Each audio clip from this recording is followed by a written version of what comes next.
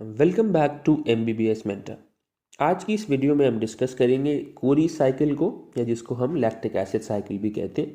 हम इसमें देखेंगे कि कोरी साइकिल का सबस्ट्रेट क्या है, प्रोडक्ट क्या है, nature, site, the overall mechanism और इसकी biophysical biochemical importance. So let's get started. तो कोरी साइकिल क्या है? एक साइक्लिक प्रोसेस है कि जिससे लैक्टेट, मसल लैक्टेट या लैक्टिक एसिड जो मसल के अंदर है, that is converted to glucose in the liver. जो लैक्टेट का इंटर कन्वर्जन है ग्लूकोज में, उसको हम लैक्टिक एसिड साइकिल कहते हैं। तो लैक्टेट मसल में कैसे प्रोड्यूस होता है? एनारोबिक रेस्पिरेशन के दौरान, यानी anaerobic respiration normal strenuous condition में, यानी जब हम एक्सरसाइज कर रहे होते हैं तो बॉडी के अंदर एरोबिक रेस्पिरेशन तो चल रही होती है, but because of the strenuous exercise ज़्यादा एनर्जी की ज़रूरत होती है, तो पायरुवेट एनारोबिकली उसको मेटाबोलाइज कर दिया जाता है लैक्टेट में, ताकि एक्सेस एनर्जी प्रोड्यूस हो सके। अब वो लैक्टेट जो है that is harmful for the body, क्योंकि लैक्टिक एसिड एक्यूमुलेशन से क्रैम्स होने लगते हैं, तकलीफ, दर्द होने लगता है, वो उसी वजह से है।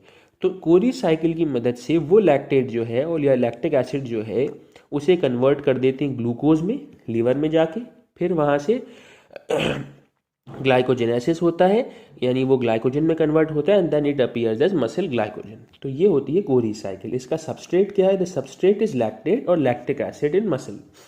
प्रोडक्ट इज ग्लूकोज या ग्लाइकोजन।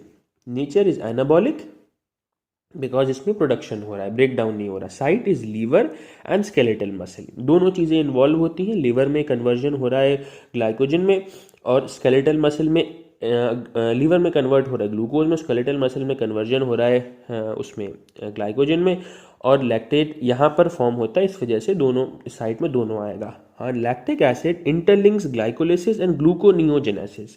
ग्लाइकोलाइसिस और ग्लूकोनियोजेनेसिस को इंटरलिंक करती है। ग्लाइकोलिसिस क्यों? क्योंकि ब्रेक डाउन हो रहा है ग्लूकोज का पायरुवेट में। तो ग्लूकोनियोजेनेसिस क्यों? क्योंकि what is gluconeogenesis? Gluconeogenesis is synthesis of glucose और glucose precursors from non-glucose precursors.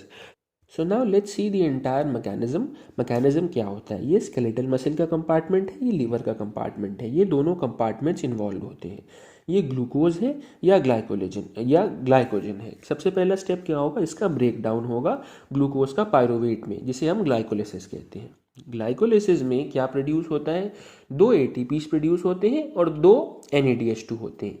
2 ATP तो 2 ATP रहेंगे, 2 NADH2 से 6 ATP प्रोड्यूस होंगे, because 1 NADH2 is equal to 3 ATPs। वो कहाँ पर प्रोड्यूस होते हैं? हमारे इलेक्ट्रॉन ट्रांसपोर्ट चेन में, ऑक्सीडेटिव फॉस्फोराइलेशन वाले स्टेप में ये होता है जनरल कंडीशन में। अब यहाँ पे ऑक्सीजन की डेफिशिएंसी है।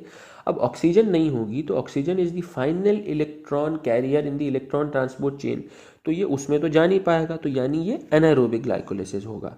तो 2 ATP ही रहेंगी, जो 2 NADH2 हैं वो तो नहीं काम में आ पाएंगे। इस वजह से यहाँ सिर्फ 2 ATP ही मिलेंगे। इसी को हम एनारोबिक ग्लाइकोलिसिस कहते हैं।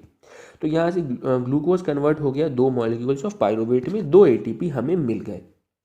अब ये पायरुवेट जो है नॉर्मल कंडीशंस में, तो इस पायरुवेट को तो चले जाना चाहिए था सिट्रिक एसिड साइकिल में, लेकिन वही बात है कि यहाँ पे ऑक्सीजन नहीं है, उस वजह से ये नहीं जा पाएगा। तो it is converted into 2 molecules of lactate in the presence of enzyme lactate dehydrogenase. Lactate dehydrogenase enzyme की प्रेजेंस में ये कन्वर्ट हो जाएगा 2 मॉलिक्यूल्स ऑफ लैक्टेट में।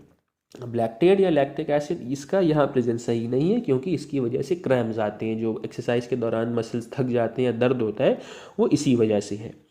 तो इस लैक्टेट को वाया ब्लड ट्रांसपोर्ट कर दिया जाता है लिवर में। लिवर में भी लैक्टेट डिहाइड्रोजिनेज एंजाइम प्रेजेंट होता है। वहाँ पे ये it is again converted into pyruvate, और पायरुवेट के 2 मॉलिक्यूल्स में अब वो pyruvate via the process of gluconeogenesis is converted into glucose, और वो glucose it is then transported again into the skeletal muscle where it is stored in the form of glycogen.